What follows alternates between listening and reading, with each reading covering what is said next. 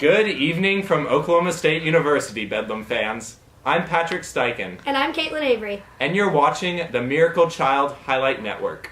In honor of the greatest rivalry in Oklahoma football this week, MCHN, together with Cowboython and Soonerthon, OSU and OU's dance marathon programs, are reporting on the real all-stars our schools have in common, our Miracle Kids. Let's hear from Soonerthon for stats on our first child.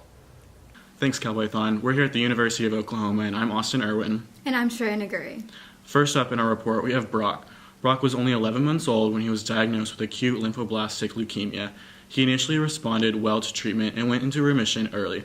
However, during his first round of chemo, he became critically ill and his organs started failing. He was diagnosed with a rare fungal infection, invasive aspergillosis. This infection complicated his treatment for leukemia, and he spent many months at OU Children's Hospital. He's had 13 surgeries, dozens of CT scans, and over 100 blood transfusions. After 3.5 years of chemotherapy and antifungal medication, Brock finished treatment in February 2013 and remains cancer-free. Now back to you, Cowboython. Next up, we have Ty.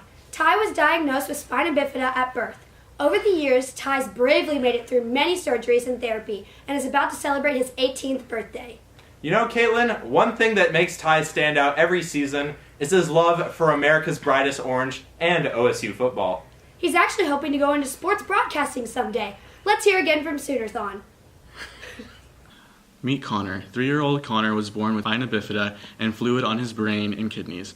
Doctors performed his first surgery at 2 days old to close and repair his back, and he underwent additional surgery at 5 days old for a shunt replacement to relieve swelling on his brain.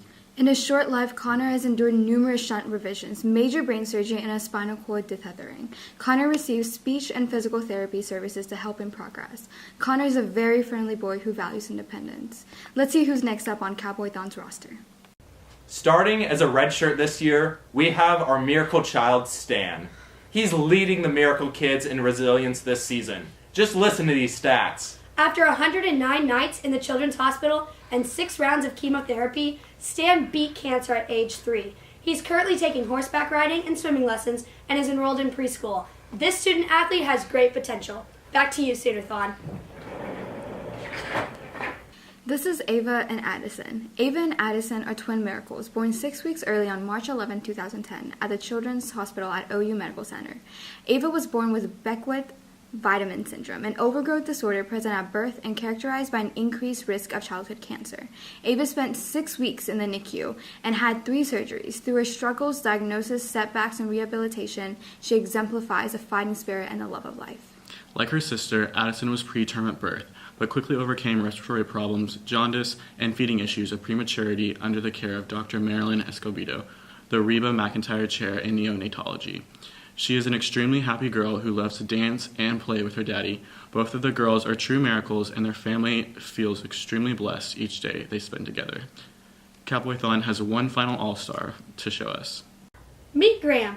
To give you a brief play-by-play, Graham was born in 2014 with a condition that required him to have 4 surgeries, a month-long intubation, 13 additional days of oxygen, and multiple feeding tubes within the first 109 days of his life.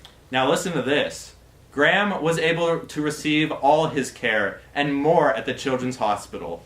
Since Graham's initial stay, he has been admitted to the Children's Hospital 4 more times and required 4 more surgeries. He turns 3 next month and has been supported by Children's Hospital throughout his journey. This kid has enormous upside potential, and he could make some waves in the upcoming draft. That's a wrap for our key players. Let's hear from Soonerthon one last time.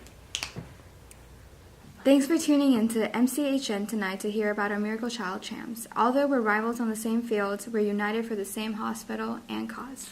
And now for a short message from a couple of our Miracle Kids. Boomers Sooner! Go Pokes! 2 schools, 1 cause.